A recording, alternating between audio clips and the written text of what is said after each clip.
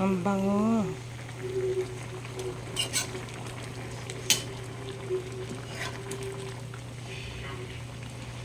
Dahan-dahan, baka madurog ang isda.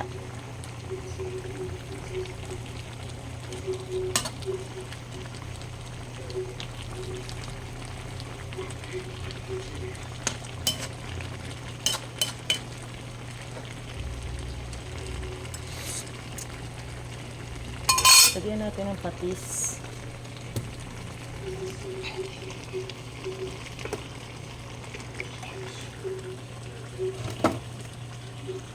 Dahil wala akong nabiling na sampalok, ito ang ipipiga ko. Para may lasa siya. Lemon. Sampalok sana, masarap sana yung may sampalok eh. Lemon na lang. Yummy na yan.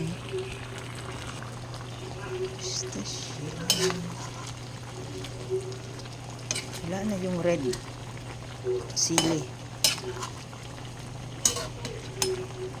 Patuyuin natin konti. Luto na yan. Skim. Harap.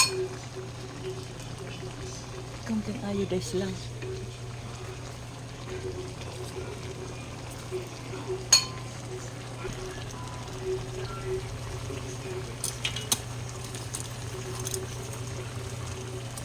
I-fry ko to. Mamaya.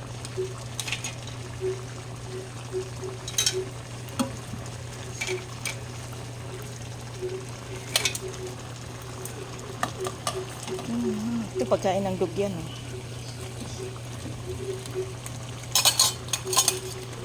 Yum, yum. Siya guys, mahilig sa sili. Dagdagan natin ang sili.